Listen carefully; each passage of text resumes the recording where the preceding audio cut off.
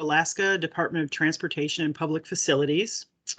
I'm sure everyone here is aware that this is a joint project between DOT and AMATS. And with me today, I have our consultant team from HDR. So with that, I will turn the project back to Josie. Thanks. Thanks. There's another, just want to give a heads up and a shout out to Taylor Horn, who's part of the consulting team. He joined today too, in the event that there are any questions in this work session that I won't be able to answer. I am the public involvement, public outreach lead, so wanted to make sure we had some other folks on the line in case you had some questions. So Matt, I was going to go ahead and share my screen. Matt, did you have anything else before I jump in? No, go for it. It's all you. The floor is yours.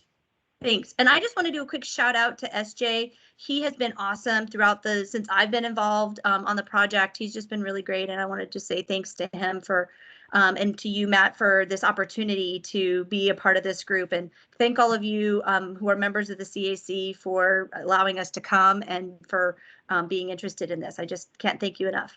Okay. So what I'm going to be sharing on my screen in just a second or two is the project website. So Matt, can you see my screen? I can. Okay, good.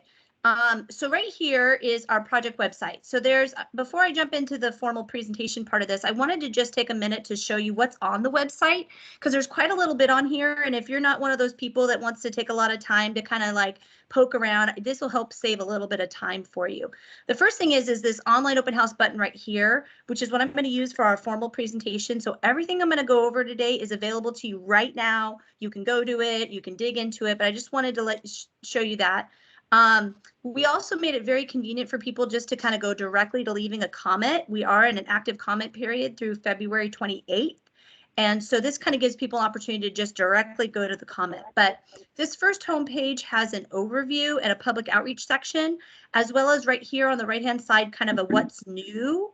And so again, letting people know that we have an online open house. We also, and you'll see here in a second, we also have released a draft technical forecast memo and a draft basic description of the environmental setting report. So those are also available, you'll see here in a second. And then a thank you to everyone who attended the virtual public meeting. And if you missed it, where you can find a copy of that. And then of course, anybody who wants to subscribe to our email list, you can click on that and sign up for that. The first thing I would say to all of you is please sign up for that. Please, please, please sign up for that. We are in the process of trying to get notice to everybody, and the best way to know what's going on is to sign up for that. Don't assume that because you received a postcard or a newsletter or were invited to this meeting through your CAC membership, please do sign up for that if you want to be kept up to date with project communications. So the other components of this website are the project description, and you're going to see some kind of similar things on this location as the online open house.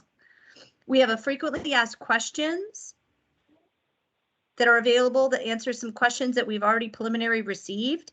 And then this project library, and this is where I wanted to spend just a quick 10-15 seconds.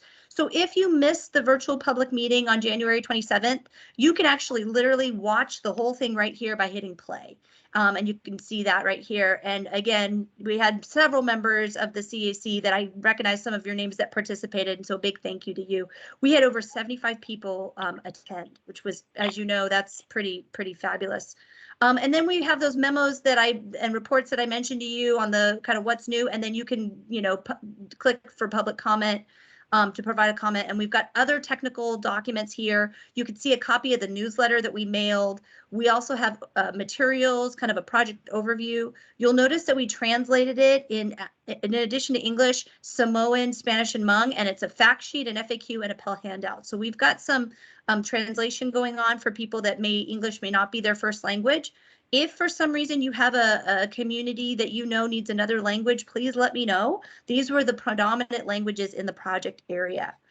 Then we also have references to some of the plans and the components that we are also considering as part of this project, and information that we're using for data gathering. And you'll see AMATS 2040 MTP. So some other references here too for your reference, but this is the project library page. And I had a lot of people reach out to me during the public meeting that were like, where can I find this? And so I just want to make sure I take that. As well as Matt, you might find this next tab really interesting, public outreach. So we've got 2 sub tabs under public outreach. The first one is outreach activities.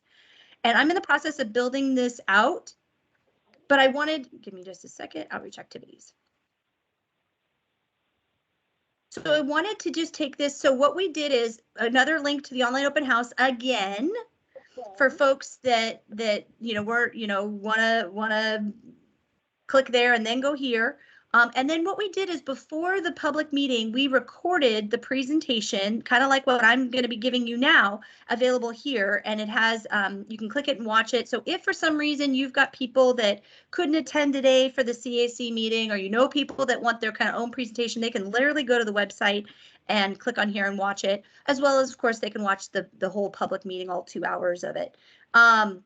So then I wanted to show you, and I thought, Matt, you'd find this interesting, is all of the activities that we're starting to do for outreach, we are listing them here. So with of course, Aaron and Christine and all of you's permission, we'll put February 14th, AMAT CAC work session. And if there's any materials you want me to link to, we'd love to be able to, the more that we're doing these activities, we'd like to update and put those here. So we did do 3 presentations last week, and we'll be updating the website today with that information. So just so you know, we're trying to put a completed list and updating all the outreach activities that we're doing. So I had some people during the public meeting that said, I didn't hear about the public meeting. How did you advertise? You can see right here how we did that. And again, I'm totally open for ideas and suggestions, and I always want to hear from you. And then, of course, opportunities to get involved, and then committees. So if you click on the committees, you can click there, or under this child page of this public outreach page, we actually have created 4 committees for this project. The first one is agency and tribes. The second one is the community advisory committee. So this is different than your community advisory committee of AMATS. This is for the project, and you can see the groups that are involved in there. And SJ is a part of this, as well as several other individuals and leaders in our community. And we have a technical advisory group, which are, engineers and utilities and folks that could provide some very specific technical aspects of their subject matter expertise, and an executive committee. So under each of these committees, when we have meetings, we will post them along with the materials so that you can also follow along. So like if you're curious about our last CIC meeting with that committee, we'll be having another one in March. We'll be putting on here, but you can see our notes, our presentation, and our agenda. So and then of course, contact us. You can contact me directly. So, and then of course, I put a little comment form that you can always email me. So before I go into the online open house formal presentation, did anybody have any questions about the actual website and how transparent we're trying to be and show and demonstrate? Did anybody have any questions? And of course, because I'm sharing my screen, I can't see all of you visually. So let me see if I can. I'm going to stop sharing for just a second so I can see your pretty faces. Matt, did you have any questions on the website before I get into the? I did actually. Just on the Please. executive committee. Who makes up the executive committee? Let me tell you. The municipality of Anchorage. Mayor of Anchorage, DOT and PF Central Region Director, so Wolfgang, Deputy DEC Commissioner, Municipal Assembly members, and the DOT and PF Statewide Environmental Office. So policy, okay. And what was the Yes, last you one? nailed it, Matt. It's like the policy committee plus the legislators in the area. Gotcha. And Yeah. when you say area, is that all of municipality of Anchorage? Is the House representatives for CER included in that? Let me take the action, Matt, and get back to you on exactly. I don't think it's every legislator from from the whole city, but I do know it's the legislators in this area, and you'll see the project area. I'm going to get to that in just a second, but I'll double I'll get back to you on that just to make sure. Good. All right. Does anybody else have any other questions before I get into the formal presentation here? Okay. All right. So I'm going to share my screen again. As I mentioned, so anybody can get to this online open house. We've linked it a couple different ways. When you click on it, it does open up kind of a separate site. And you'll see why here in a second. We've tried to make this as easy and it's accessible as possible with translation widgets and all other kinds of things. But I'm, again, certainly open to feedback and ideas on how we can make things better. So you can open up, go from sewardglenmobility.com, click on the link, and it'll take you right to this online open house. The first instructions on the online open house are how to use the online open house. And it's literally, you can just scroll if you have a scroll, or if you're on your phone, you can literally just do this. The idea is to make it as simple as possible. And then, of course, we know some people, English is not their primary language. So we have like the 3 predominant ones, as well as a phone number that someone can just call and leave a message. And if they do need translation, they can just call and tell us that, as well as our project email that someone can email and say, I need something. So we put this right up front. And you can see it's here twice in the narrative and then in red to really make it pop. So that if someone's like, I don't want to look at an online open house, I don't want to read all this information, I just want to send you my comment, we make it as simple as possible. So the first section after the home section is what we call the project introduction. The project introduction has this information. First, it's got the fact sheet and the FAQ, and then it's got this. And this is really, I think, a critical component for the CAC is to see the project area. And you can, and again, both on this online open house, this is also the same image, this study area that you can see from in the kind of general project information on the website as well. So this red outline is our project study area, looking primarily at the Glenn and Seward highways as the main focus to identify and evaluate options to improve transportation mobility, safety, access, and connectivity between the Seward Highway near 20th Avenue and the Glenn Highway east of Airport Heights. So the first thing that I think is important to note is that is kind of our focused area. And then you'll see the next important thing. The project will identify ways to improve access to and from Port of Alaska to the highway network as well. The PEL study will result in an implementation plan that describes how the study recommendations can be phased, funded, and implemented given the competing statewide transportation priorities. So the next thing is, and when I do a presentation, I usually ask people to raise their hand. How many of you know what a PEL study is? Normally, when I ask people in the audience, I get maybe 2 or 3 hands in a group of 20 or 30.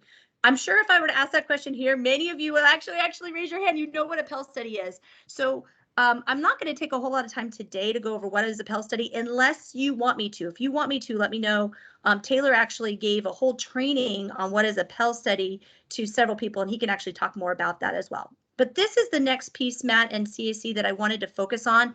And I would say this is an area that I need to do a better job of getting the word out on, this is where we are in the project. We are just in the very, very beginning. This is kind of like the steps that are involved with the project. And so we did some project initiation, you know, kind of preparing, establishing a schedule, working on communication, creating the website, forming our committees, doing data research. So we're right here at what I call the scoping phase. Scoping phase is before we even get to recommendations, before we even get to alternatives, before we even get to, we need to make sure we understand the problems. And so the first step is to hear from the public of like, what do you see are the problems in that area? And that's where we are right now. So we had a public meeting on that. We're still in the comment period to select, you know, to hear from you through February 28th, comment period to hear to identify problems that can be solved upon the data and public input. Then what happens after we receive all of your ideas of what you think are problems, you know, like we think that there's a problem here, or that we think that there's an issue here, or we'd like to see X happen as part of this study, or we'd like to see Y happen as part of this study. All of that's great at this phase, because then the team creates what's called a purpose and need and evaluation criteria. So based on the issues identified, we don't want to say, oh, our recommendation is to get a spaceship from one side of the city to this other part. That's going to be the solution if it doesn't fit the purpose and need and it doesn't fit the evaluation criteria. But we can't have a purpose and need statement, or a goal statement, as some people call it, or evaluation criteria until we know what the problems are, right? Until we hear from you of what you want us to solve, then we can create this goal statement to solve it and how to evaluate. And then when we get all these great ideas, then we can evaluate, refine, and select alternatives based on that. So the long story short of this schedule is that the public really directs this throughout the steps. And you can see that in this community engagement piece. It's a critical component of a PEL versus other tools that may have been used in the past. So as soon as we finish this comment period, we'll be collecting all of that, putting that all together. We will have a committee meeting in early March, and then we're going to be developing this goal statement and draft goal statement, I should say draft, and this draft criteria, and we'll be going back to the public in spring, summer, early, spring 2022. So pretty quickly here, you'll be hearing back from us on that, and then we get to, once the public and everybody agrees to this kind of purpose and need statement and evaluation criteria, then we develop alternatives. And we want to hear from everybody on alternatives, ideas, anything they want to send it to us. We'll have another public meeting around alternative development. Then we'll have another public meeting on refining it based on the purpose and need and criteria. And then we'll have another public meeting for the final documentation, kind of a press conference and stuff like that. And we have committee meetings throughout the whole process. So I wanted to take a little bit of time of this because we'll certainly take any ideas that people have. If someone's like, I want a spaceship, great, we'll take that. We're just not really there yet, because does a spaceship solve the problem? Well, what's the problem? And that's the phase that we're at right now, is what's the problem? What are people wanting to solve? And so that's kind of where we're at now. Then there's, as part of this online open house, there's this kind of major decision points as part of the study, these 4 major points. And then the project objectives to identify potential benefits and impacts to communities, the environment, and economy early in the planning stage, making the project more efficient and cost effective, engaging partner agencies, stakeholders, and the public, building awareness and support through the transparent and consistent communication, providing opportunities early and often for the public to provide input that helps shape this project, and narrowing down the range of alternatives to carry into the future environmental review, design work, and construction. Next steps. So that's all under project objectives, all that information that I went over. I know that there's probably some thoughts about that.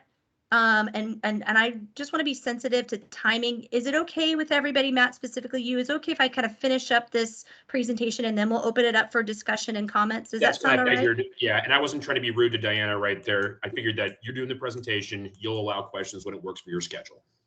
Is that all right? Just because people are very passionate about this project, and if I do too many pauses in areas where I know people are really passionate, I don't end up getting to the end, and that's, I think, also really important, if that's okay. Yeah.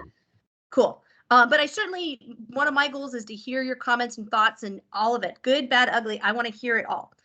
So the next part of this online open house is what we call existing conditions. So this is the background data and information that we have collected, again, right here on the website. People can go into here, they can zoom in, they can look around, they can see all this information. I mean, all of this is right available to people. And then they have some data. Who is using this corridor? And so this map says who is using this corridor.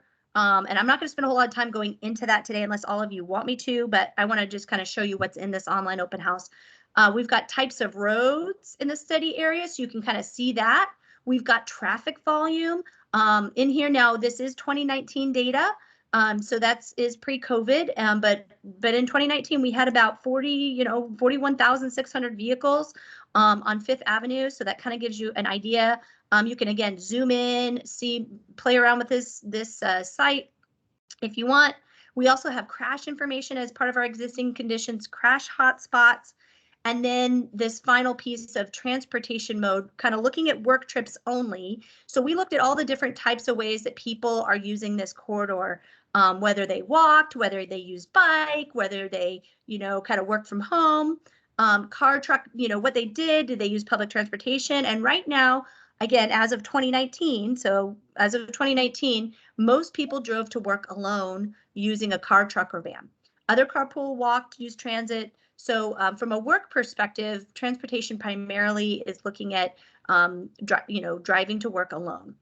And then we have some freight facts as well in here as the primary routes used during truck traffic. And this was based on AMAT's freight mobility study in 2017. Also under existing conditions is community environmental factors. So all this is really important when you're thinking about you know, what are the issues? What are the problems? What are we trying to solve? What's the issue we're trying to solve in this area? Is understanding all of these existing conditions. So we have community facilities and special land uses. You can look at the documents that guide that. Hazardous materials, airports, and other environmental considerations such as those components as well. And you can see that a basic description environmental settings report is located on the project library page. So you can click that as well and get to there. So that's kind of all the information and existing conditions. But of course, before you even get to, you know, thinking of problems, you need to think about the future. So we have a whole section on the online open house about future needs as well. Future traffic volumes, and those are the two components. And then we get into the comments. And there's two ways that you can provide us comments through the online open house, besides just sending us an email or leaving a voice message. The first one is what we call this public comment map. And so you click in here to this public comment map, because we know a lot of the instructions on how to use this map. A lot of people love maps. And so you can zoom in and zoom out in this map. Again, we got a kind of an outline of the study area. And so what you can do is you can actually click submit a comment, find the location of where this issue or where you want to make your comment is. And as soon as you click on something, it will actually put that link in kind of a geospatial location for us. You can put the type, whether it's a biking, driving, transit, walking. We're hoping to get lots of comments around biking and walking and all of those non-motorized transportation, because we really want to hear from people on that. Your name, your phone number, your email, and then you can report it. And there's a place to put in your little, you know, description of what you want to say there. That's one way that you can give us a comment, is through this interactive comment map. And we know you can see a lot of people are using it, which is great. And you can kind of see that, you know, there's, it's really cool. Like, we're getting a lot of, you see walking, biking, so you are seeing a lot of that. This is a publicly available map. So when you click on somebody, a little thing, it will tell you this, but we've removed name, phone number, and email. So people can't see your private information, but you can see the comment. So I think it's a really cool feature, but it's just one feature. We know some people are like, I don't want to do that map, Josie. I just want to tell you the issue that I see, you know, in this area. So name, email. I am asking how people heard about this meeting, preferred mode of transportation, because I want to get that information from the people that are submitting, and then a couple questions and their comment, submit. And they can ignore these questions if they don't want to, and just hit the comment and hit submit. And then, of course, reminder about the comment period, reminder about some of the languages options, and then they can email or call. So they certainly don't need to do either of these two ways. They can just send us an email, and we're documenting all those comments. So at the end of the day, what are we trying to do? We're trying to hear from all of you and the public. What are the issues that they would like to see us solved in this corridor from a transportation kind of point of view? And we want to hear from as many people as possible, and we're trying to make it as convenient as possible to do that. So that's all the things that are in the online open house. I'm just gonna stop presenting for a second. I'll start presenting again. It just makes me easier so I can see people. So happy to you know, answer any questions. Like we got Kelly here, we've got some other folks here. But my ask to all of you is, help me get the word out. We still have 2 weeks before the comment period ends, and I would love to hear more people and see more people submitting comments and signing up to be informed on the project. So that's my ask to all of you. At the same time, I'll happily show anything on this online open house or the website, and I love hearing your ideas and suggestions.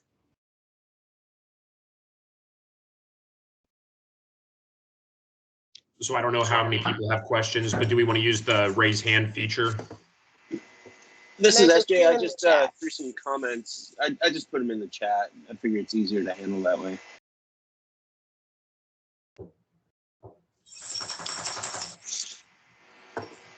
Perfect. However SJ. you want to do it, I'm here for you. Diana, did you have a question?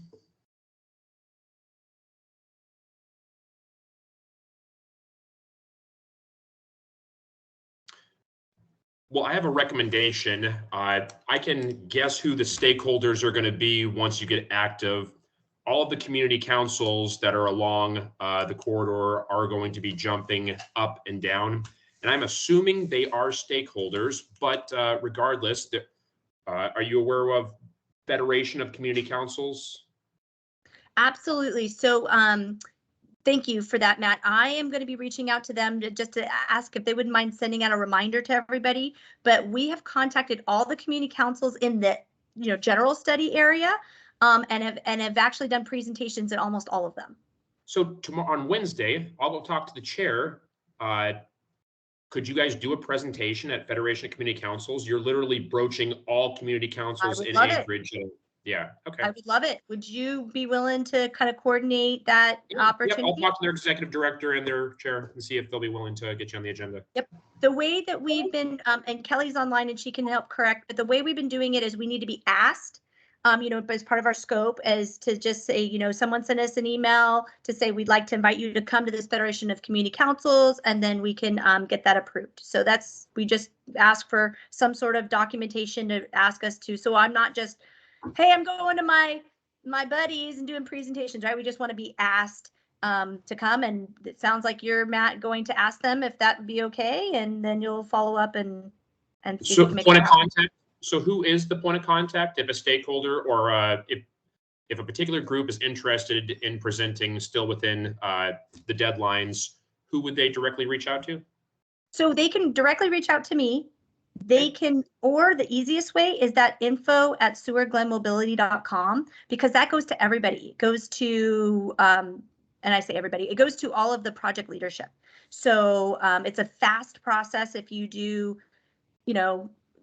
we respectfully like to request Seward Glen to present at this underwater basket weaving meeting, or Federation of Community Councils, or my whatever group. If you send it to info@sewardglenmobility, that is a super fast process. Awesome. But we would love it. I would love to present on Wednesday if that works out. That'd be awesome. Nope, I don't know what their agenda looks like, but I think it's all.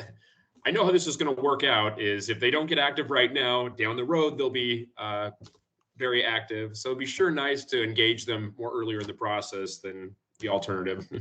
Got it. And on the website, hopefully today will be an update of all the community councils we've already gone to, so you can be aware of that. But I'm happy to show my screen of which community councils are on our CAC, our project CAC, and I'm happy to tell you which ones I've already presented at.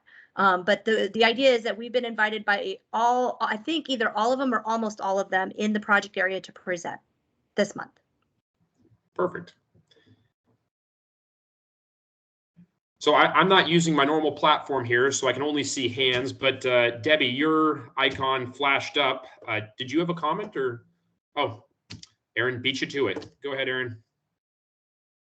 Hi, yeah, I just want to make a quick correction about what you can and can't do at this meeting in terms of action. I did look back through the email string about setting up this meeting, and it was pretty clear that this meeting was supposed to be intended for action that the committee could take. And additionally, Christine had posted this 7 days in advance and gave a quick description of what this work session is going to be about. So for me, to ensure we're not overly punishing you guys for staff messing up on this, my recommendation is, yes, you can take action today, or if you want to do it via email for providing your comments. So just how this is going to work, you have to get all your comments together to staff in time to post to the policy committee's agenda on Thursday. So if you have all your comments to us by the end of business on Wednesday, about 6:30 p.m. will probably be the best. Then staff can work on compiling everything and getting it ready for the agenda, because all your comments do still need to go through the policy committee for approval. Thank you, Aaron.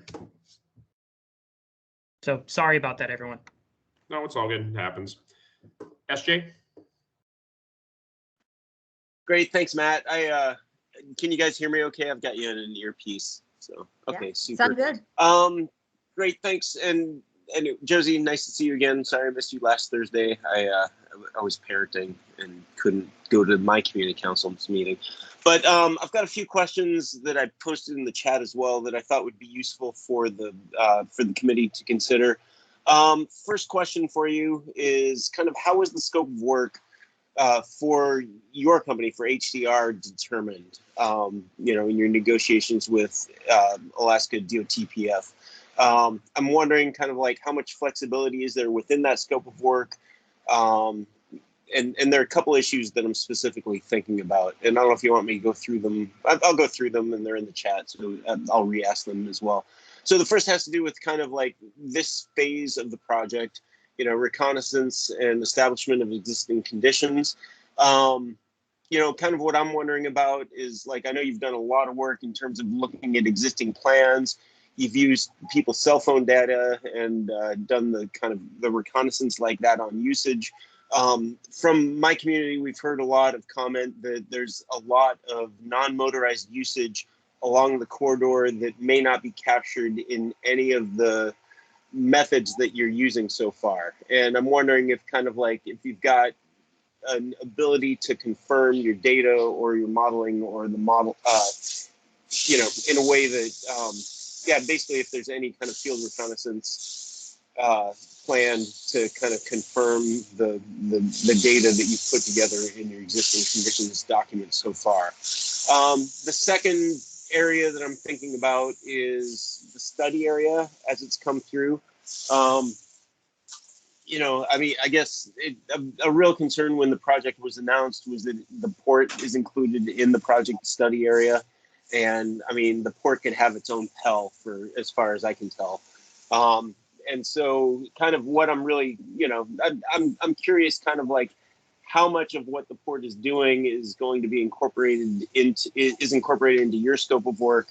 How much of what the final work product that comes out of this is going to involve the port and the port's long-term use, access, and everything else like that. I mean, you can't deny that the port is a factor, but, you know, I mean, if you're going to include the port in the study area, it strikes me that you have to go beyond just the C Street as the limit of kind of where everything is going. I mean, port access happens along Minnesota, it happens along C Street, and there's access to the Seward Glenn connection as well. So, and so kind of, I'm curious about how that study area was developed, how far outside of that you can go. And then, or if you want to stay kind of within the intended study area, which is the Seward Glen. And then the third area is kind of like fields where purpose and need are developed. I mean, this is the stage where that's happening. There's a lot of stuff that's important to my neighborhood, stuff related to land use, economic development, and environmental justice. Those are three fields that I know DOTPF doesn't normally engage in. And they're issues that I expect are going to come up significantly in the comments that you receive from the public. And so I'm wondering kind of like what the plan is when it becomes apparent through this part of the process that there's work to be done there. It sounds like that's outside the scope of what HDR has been engaged to take care of. There is still $5 million. You know, the whole project was budgeted at $5 million. I think your contract is $2 million. So there's still money available to deal with those issues. I'm just wondering kind of like, where does the limit of the scope of your work and where do we as the CAC need to consider advocating for some of those funds being used to address some of these other issues? So that's a big question. I'll let you take them one at a time. Thanks. Thanks so much. So SJ, I just went ahead and copied your comments into a Word document. I'm gonna do my best to answer what I can today, but I will take this back and try to get back to you and the CAC on some of these, because I think these are important for your CAC and maybe even for your comments that you want to maybe prepare as well. But the first question around scope, as you probably have gathered, is I can't speak to the scope, but I don't know if Kelly can speak to the scope or not. Regarding if there's any flexibility to the scope, if the community and members of the community and groups of the community like the AMAT CAC would like to add or adjust it. Kelly, do you have an answer for that, or should we take that one back and get back to the group on that? Kelly? So the scope was written by DOT and it was reviewed by AMATs and approved before we put it out to RFP. And you know, of course, we can amend HDR's contract if there's requests for meaningful additions. of course. Thanks, Kelly. So SG, is that sufficient for your question number 1 before I move on to question number 2? Yeah, no, that makes sense. And I guess that's good for AMATs to know, because AMATs put forward the project line in the MTP for this project. So if we don't feel that our scope is being fully covered by the current contract, we will want to address that. Thanks, SJ. Okay, so I have Taylor on this meeting too, which thanks Taylor for joining, because some of these questions I think are ones that you might have more answers to. The second question I have is the scope of work between HDR available on the project library? No, it is not available on the project library. If there's a need for another relationship to develop land use, economic development, the CSU should advocate for that. I assume that answer is enough for you, SJ and team, for now, but so we go on to the next one, or do you want to dive into that more for question 2 for your chat?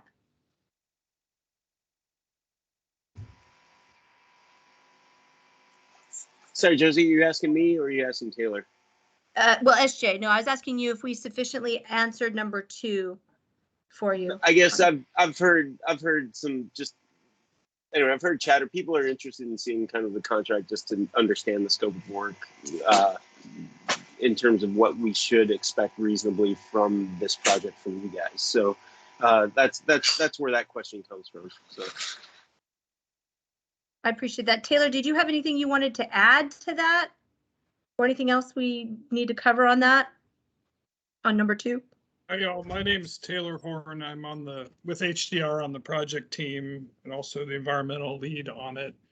Not on that one, Josie, but I did want to speak to the sub question on number 1 there about the project study area, and we were talking about port access. I don't know if that was a later one. I think it was that.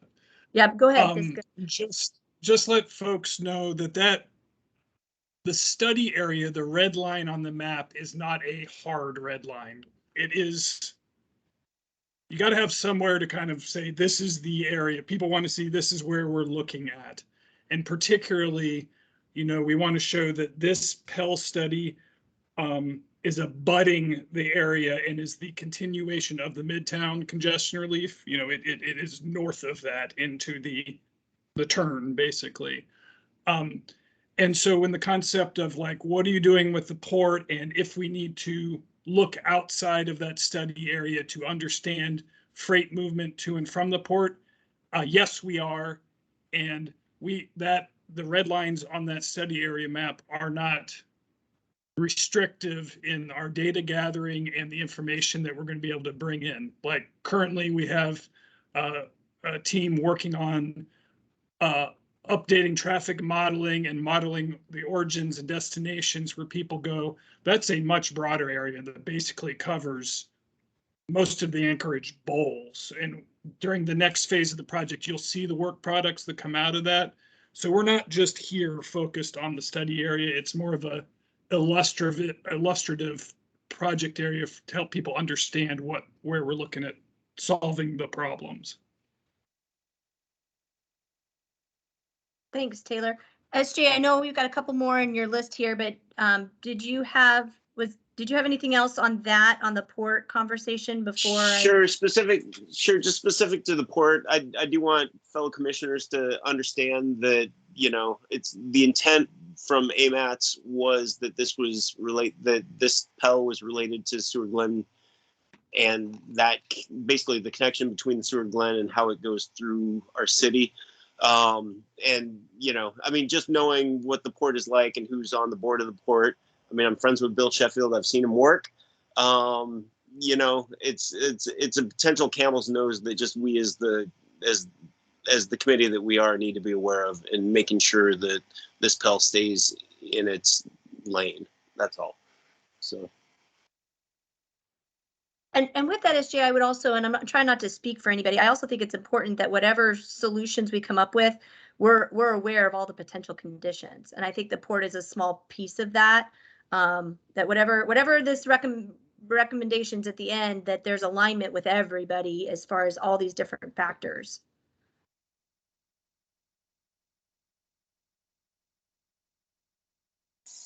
Great, thanks, Josie.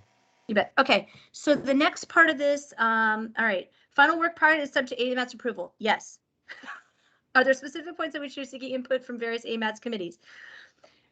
So on that online open house and in places, there's actually very specific points throughout this PEL process. And the PEL process, as you know, and again, I'm probably more speaking to, you know, a broader group. There are very specific components of a PEL study that have to be done. And Taylor is going to be able to articulate this way better than I am, but absolutely that we need to be throughout the process, but there's very specific times that we need to, you know, AMAT's concurrence with, as well as our statewide environmental office for DOT as well. So there's very specific points, but throughout, and that's why AMAT sits on, and we've got several AMAT's leadership that are on every committee and throughout the process. So I would say AMAT's is kind of our client's client, is maybe kind of how I would say it. And your client's client isn't happy if, you know, your client's not happy if their client's not happy. So I would say very much the AMAT's is an, you know, it's not just a collaborating or cooperative agency. They, at the end of the day, they are my client's client. So that's why I would say they are very important, and why I'm super honored and thankful to be invited today as a, you know, a component of this. Taylor, did you want to add anything to that as well? No, I think you covered that, Josie, but it does give a opportunity to, I guess, do the follow-up that you promised the committee here earlier regarding the policy, this project's policy, no, excuse me, what do we call it? The executive committee membership. So just to clarify, the executive committee for this project is the AMAT's policy committee plus the DOT statewide environmental office, statewide environmental manager, the person who has to approve a PEL study for Alaska DOT. And effectively, these work products that Josie's talking about, they're going to go to that executive committee, and by that executive committee being comprised of the AMAT's policy committee, they have you know, approval authority over those. So question number 3, are there specific points at which you're seeking input from various AMAT's committees? Absolutely. And at the end of the day, the policy committee plus these additional folks are the executive committee that is the that will be like the approving body or organization. SG, did you have any questions on that? I do see Matt's hand, and I know we've got one more here on the list too. No, that covers that. I mean, you know, as a CAC, we don't have as much input, and we're not directly on the executive committee of this project. And so, you know, I mean, if we want the rest of AMAT's committees to get on board with something, then we need to make motions. That's all I'm going to point out to commissioners. Thanks. And Matt, I'm going to take a pause on SJ's number 4 because there's probably something that you want to talk about that's relevant to this conversation. Yeah, I was just looking at the PEL timetable. Is there a mandate? Is this a made up time? What is driving this timetable? Taylor, do you want to take that? I think it's a schedule. Like, I think it's people wanting to see something within a couple of years and just knowing that, or sooner rather than later. I think that what's driving the schedule, I would say, is, at least from what I heard, and again, I may be over speaking, so I apologize, Matt and team, is I think that there's a huge desire from individuals and groups to see something sooner rather than later. And so it takes time to do a PEL process. And so I think the sooner we can do a recommendation through the PEL process is the schedule. And that's why it takes approximately 2 years to do that. But I don't want to speak for Taylor. You might have a better answer, or Kelly might have a better answer than that.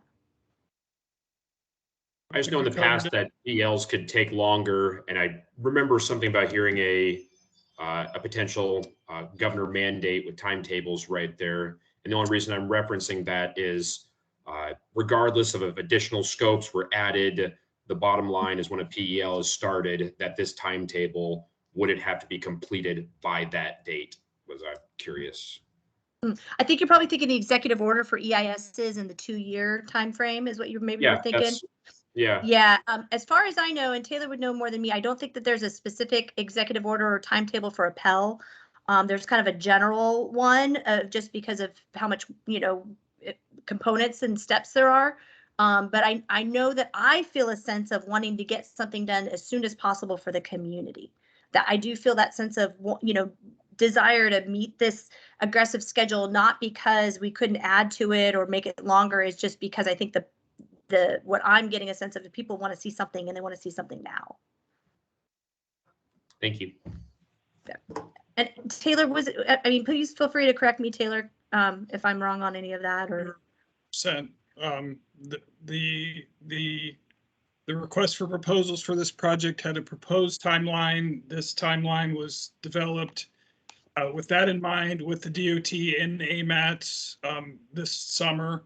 It hits all the major delivery products that need to come out of a PEL study, mainly the purpose and need, the screening, developing alternatives, and then winnowing down those alternatives. Josie was 100% correct. There is no federal or presidential mandate by law or regulation on how long a planning and environmental linkage study can take. The timelines that used to be in an executive order from President Trump have been rescinded. However, they are incorporated into a national proposed rulemaking, and also were incorporated in the recent infrastructure bill that passed.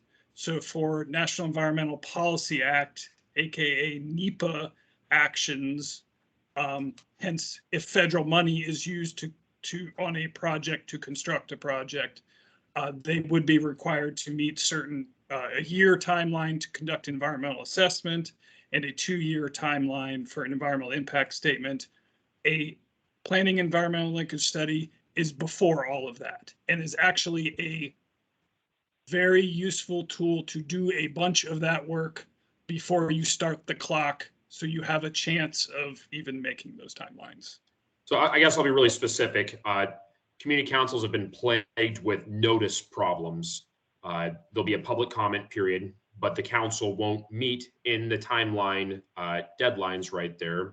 So a common theme has been to request for extensions during different processes. And so I guess what I'm really just getting at is, along this process, if there was not adequate time, is that something a end user, a shareholder, whatever you call it, could request to have an additional time with Absolutely.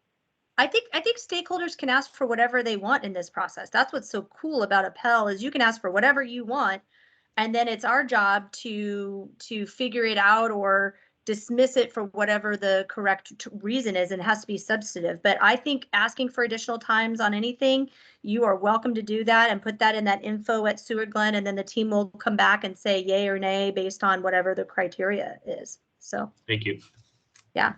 Taylor, yeah, good. I would add to that, Josie, that since we're at the beginning of this process, if we could hear from folks and maybe going to the Federation meeting here and saying, hey, we know this has been a problem in the past, let us know as the project team, and we can tweak the schedule and try not to run into those problems and give people enough time. Yeah. I want to be sensitive to time because I know we're getting sort of close, but I'll hang out as long as you need me to, and I'm available and accessible. You have my phone number. But the last thing on SJ's thing was, your current conditions document will lead to a purpose and need statement that results in evaluation criteria for the project. True. As far as I know, Taylor's my expert on this. True. In the establishment of current conditions, do you intend to incorporate economic, land use, and environmental justice impacts of the highway as it exists today? I expect significant comments will reflect these issues. Will that add to the scope of your work? So I'm hoping to hear all of that as much as possible. The more we hear about what the problems are that we can then lead to the next step, leads to the next step, the better. So the more people that say this, I think the better. I think that based on our initial research, absolutely these things need to be considered. We put some of that in the existing conditions to kind of, indicate that. I hope that, and I'm looking forward to, and I'm already seeing comments reflecting that, which then, like you said, SJ, the comments we hear now create that purpose and need that, and again, we come back to the public to refine that purpose and need and adopt that purpose and need. And so if there is a need for additional scope, I think Kelly can take a look at that. But at this point, the process is we want to hear all those things so that they can be reflected as part of this project. But Taylor, I mean, feel free, again, amend whatever I say or add to it. I think no, you're spot on, Josie.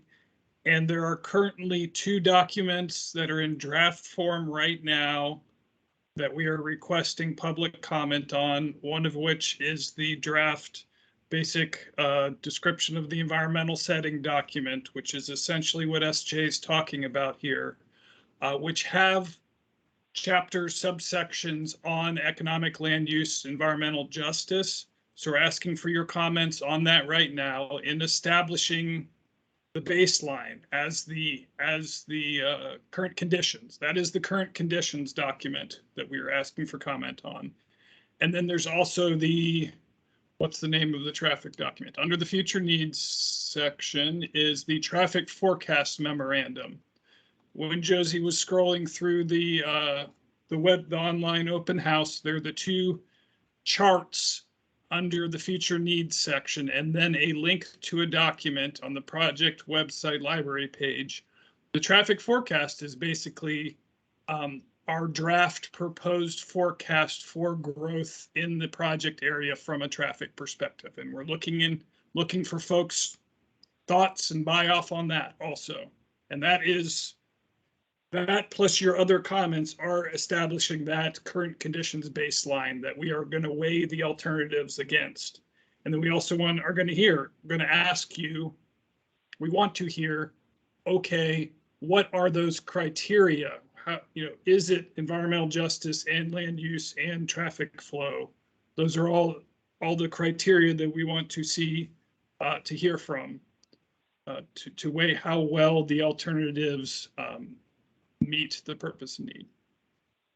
And I do just want to apologize that those documents are in, like, I link it here and I link it here and I link it here. And I know for some people that can be confusing. The reason why it's linked 15 different ways is because we want to make sure people get it. So we know that some people are going to go and click the online open house and they're going to scroll through and then they'll see the technical document. We know some people will go to the website and go to project library and see the technical document. We've also posted a notice to people that this document is available and people will click on the link. So the reason why it may seem like this is available in the project library and it's available on the online open house, and some of you are like, just put it in one place. The reason we do that is because we want to make it as easy to find as possible. And people access data and websites so many different ways. So I do recognize that it's like, you can find it here and you can find it here and you can find it here. And I'm trying to do that to make it as convenient as possible. But I recognize that some people are like, why is it in 3 different places? So I just want to call that out, that that's somewhat intentional. But I also welcome feedback on if you think that that's overkill or confusing. I welcome that too. But SJ, you kind of started the conversation. I know there might be some other people. SJ, did we cover most of your stuff for now? I think you did a great job of addressing the issues for us to consider. And please know, I'm not trying to not give concrete answers. We're just in the NEPA process. We can't be pre-decisional and say, yes, we're going to evaluate that. We have to say, you tell us what to evaluate. So I do appreciate, SJ, you recognizing that I'm not like, yes, we're going to do this because of where we are at in this stage. And so I appreciate you recognizing that, yep, we want to hear those comments. We want to, whether they're individual or collective, we want to hear that at this stage. Matt, are you seeing any other hands or anybody seeing anything? Nope, I'm looking through. I'm not seeing anything. I think you did a great job answering all the questions we had. So this is last call. Do we have any committee members that wish to ask any questions right now?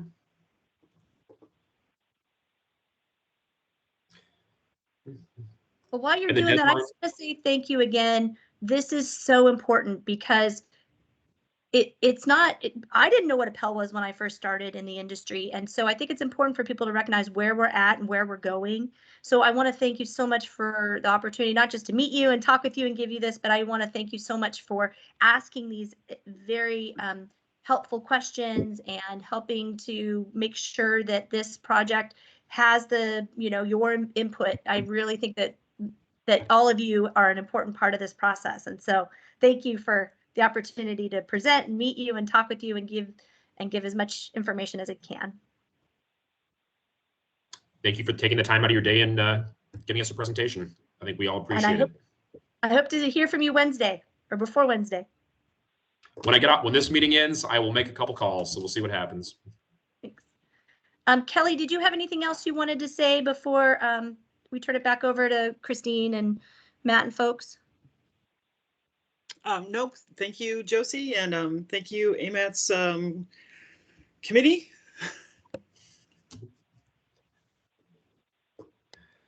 Thank you, Kelly. Okay, so go ahead. Did you have one more? Did you want me to jump off, or did you want me to stay on, Matt? Well, I don't know if I actually can ask you to jump off, just because if this is an actionable committee, this is a public. So correct me if I'm wrong, Aaron. This is a public meeting, and anyone that wishes to stay on is able to. Okay. Yep, or Christine. that's correct. Yep. Okay. So I think did we officially call to order? Well, we'll pretend we didn't. We're going to call to order. It's 3:35 right now. And so we're going straight to new business. And I guess I need to verify, do we have quorum here? Yes, you do. Perfect. So our scope is limited right here to discussion on the PEL presentation or the PEL that's currently taking place and public comment due by February 28th. Do we have any new business to conduct directly relating to this item?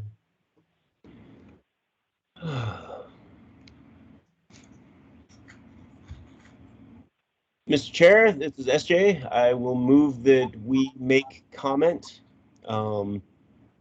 for submission for this stage of the public comment period of the Seward Glen Mobility Project. And I'm going to need a second to kind of process to figure out what that comment is. So I don't quite understand what your motion is. You'd like us to make a comment, but you're not specifying what the comment is. So the person that's seconding, could you clarify your motion?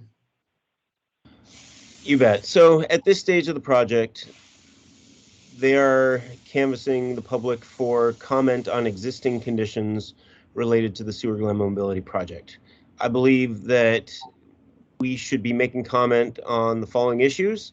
The first relates to, let's see, the first relates to economic factors surrounding the existing facilities of the Seward and Glen highways and the connection between them. I believe that I think it's appropriate for us to take a position that the current alignment of the Seward and Glen highways and the proposed future alignments and the model as it exists right now, the traffic model as it exists right now, has led to a significant disinvestment in the Seward Glen corridor, and that it's a direct result of the existing conditions right now, and something that we would expect this project to address. The second issue is related to non-motorized usage of the corridor. And it's more of a concern than a statement of fact. I'm concerned, and I think we should be concerned that the reconnaissance and the modeling and the studies that have been done so far on non-motorized usage may not accurately reflect non-motorized usage along the corridor. Just being in the neighborhood, I can tell you there is heavy pedestrian usage that and I'm not I don't know if all of those individuals have cell phones, which would be how they would be captured. When we're talking about usage, the Sullivan Arena right now, but even before the Sullivan was used as a homeless shelter, we had Brother Francis, which had an equal capacity, and then access to services all up and down the corridor. And I just don't know how many of those individuals have cell phones that would be captured by cell phone data. And so I think it would be appropriate for us to ask for, a field observation to confirm their modeling or their reconnaissance in establishing existing conditions, so that we know what we're up against there. SJ, yeah. Question for you. Sure. And we don't have to be super technical. I'm not holding your feet to the fire right now. You can have general discussion without making a motion. I think we'll go to a bad spot if you're trying to make motions and don't fully know what you want yet at this point, which Right. brings me kind of to my next. I guess I need a clarification from Christina or Aaron. So electronic meetings are, electronic formats would be permitted right here. And based off of this discussion, I would like, if there are motions that are pertaining to this specific topic right here, it'd be nice for committee members to review the motion and to vote on it since we don't have it ahead of time. Can we, after this discussion right here, if I do not adjourn, can we, or does it even matter if I adjourn or not? Asking for some technicals here. Matt, are you proposing that we continue this discussion by email and kind of finish it like that? Yeah, I would just like to, it's nice for all the committee members to have something on paper to see what they're actually voting on. So I think this is a great opportunity to air out concerns, but actually it sounds like, SJ, you would like for the CAC to take a specific position. Is that correct? Or are you just trying to document your specific comments? No, I'm planning on making my specific comments. I would like the CAC to make comment as well, and through a motion submit to the project. Yep, and that seems very fair to ask that of the committee, but I think it's also fair for the committee to see the resolution. So if you don't mind, SJ, would you discuss what you'd like right now, but would you send something in to Christina that could be distributed, or Christina's probably the best route, so we can see specifically what the motion is. And then I think we've done it before, used, is it SurveyMonkey to vote on the, actually we just, I don't know, does it matter if it's roll call or not? Actually, yeah, let's just do a roll call vote, meaning that by email. Yeah, just respond back to the email. It doesn't have to, I'm talking out loud now, my apologies. It doesn't have to be roll call. You could write directly back to Christina and give your response, and you don't have to make it public to the entire committee. Are you okay with that format, SJ? I'm totally comfortable with that, and I can put together an email this afternoon. So I'll do that and get it to committee members through Christine. So now that we've discussed how, does anyone object to that? Any CAC members object to that? So now that we've kind of ironed out how our resolutions can potentially go, would you like to expand further, SJ, on some of these issues? Sure. I mean, the third issue, I guess, the first issue is kind of the issue of economic development. The second issue is kind of the non-motorized usage modeling of existing conditions. And then the third issue is really kind of to bring, for lack of a better term, environmental justice issues to the forefront. I mean, there's access to parks. There's like a lot of, just the fact that we have a weird land use situation both inside and around the federal interstate just creates a mess from a land use perspective. And then so I would be wanting us to advocate through this resolution as well to kind of utilize some of the utilize some of the additional funding in in the budget that that's in the 5 million that's in the MTP for this, to address some of the issues that are outside of the scope of what the document that HDR is going to produce. So I think that covers it at this stage. So SJ, just you're way more technical than I am, but you would like to encompass environmental justice in this document to a higher level. Yeah, I mean, that's an environmental justice is shorthand for really, I mean, I'm looking at the fact that it's a high density residential area in the land use plan. So I mean, I know 2 kids who've been hit by cars on their bicycles in the last 20 years, 15 years that I've been here. It's just, and so it's really ultimately a land use issue, and one that needs to be addressed. And environmental justice incorporates a lot of the issues that are really, that the area has had to deal with. Connectivity between different parts of the neighborhood, access to parks, access to trails, and then just the fact that people are living on a federal interstate. And so, yeah, I mean, I can hone that a little bit for the document that I propose as well. Honing's good. Yeah. Michael, actually, Michael, are you the new CAC member? Hi, I'm new here. Yes. Which district are you representing? I think it's District 5, generally Muldoon. Nice. Yeah, I might have the number wrong.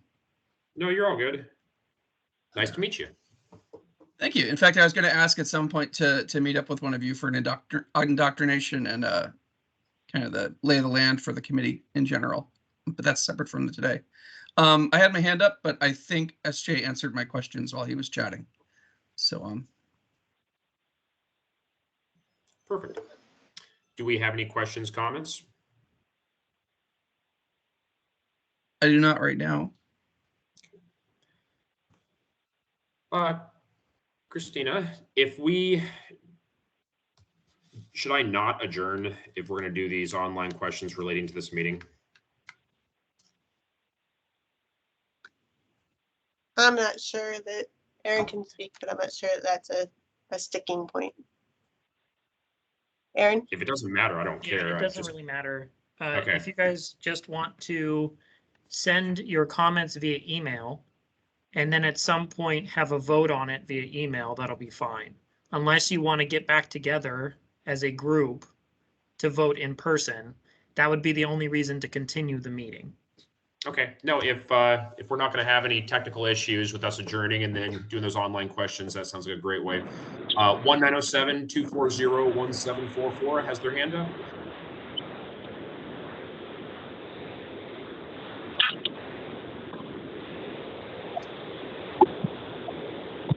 The individual that's on the cell phone 240-1744. I think you've queued the numbers to raise your hand.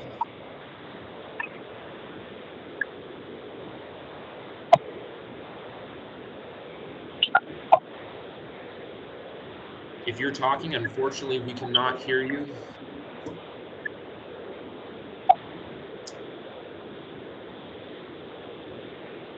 If you are able to, I guess you can't really type into the chat. Going once, going twice. I think we're going to have to mute you. My apologies. Chair? Oh, there we go. Can you hear me? This is a separate. When you move on. Oh, gotcha. Well, floor is yours. Chair, this is John Scudder. I'm wondering, can I address Christine through the chair? I'm wondering if we got any volunteers to support the scoring project. We have not. So what I would say, John, just because we had a pretty narrow agenda for this meeting right here, as soon as we adjourn, we can have general discussion, but we didn't put it on the agenda. So I do want to stay in the spirit of our agendas. not meaning any disrespect. No, that concerns me, and although I do have a 4 o'clock that I need to attend, so but noted. Thank you. Okay. Well, if we don't have any additional comments, I'd entertain anybody want to move to adjourn?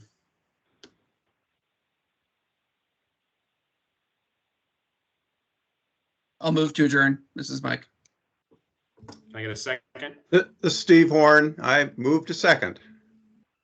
Thank you. Okay. So we are adjourned now. Do we want to discuss what you're trying to get into there? You talking to me, Matt? No, I was talking to John Scooter. Oh, right. Yes, I believe that the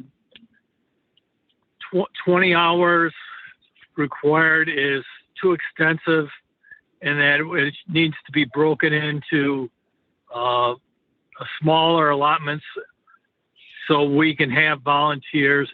That's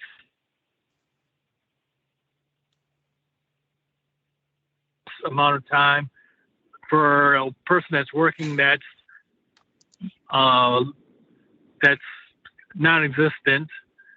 I think an alternative needs to be formulated so our opinions can be voiced.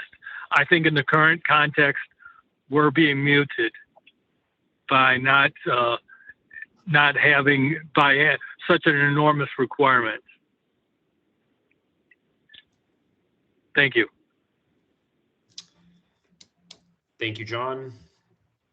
And I'm trying to remember your name, Michael. I think what he's referencing, you saw the email chain about we were looking for scoring criteria, volunteers, and there was, for consistency, we wanted to have the same person score, or the request was that the person would be on the scoring committee all the way through the process to keep consistency.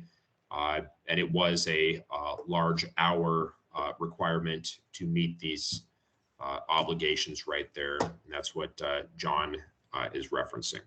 Okay, I think we'll have more discussion on that, but okay, thanks for making this happen, everybody. Thank you, Josie, for giving your presentation. I appreciate it. And everyone that's going to send their comments in to Christina, and then we can take a vote, yay or nay, to approve these comments. Christina, do you have anything else? Just one thing I noticed, there's something new in the chat. So Bob French was the individual on the phone that couldn't be unmuted. So he just had a quick comment. This is why I hate Teams.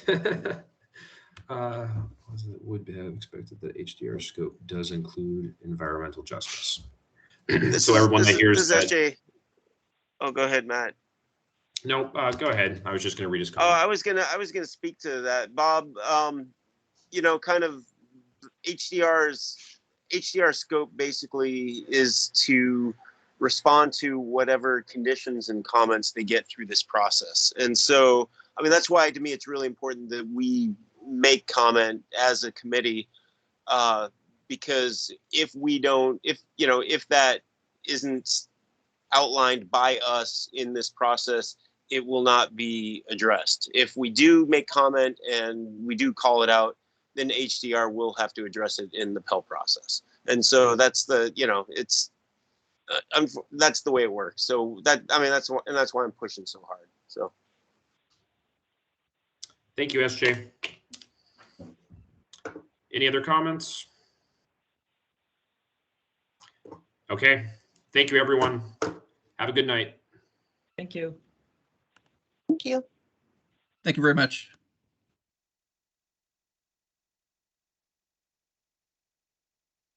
Well, Mike, it was nice meeting you. Thanks for being here.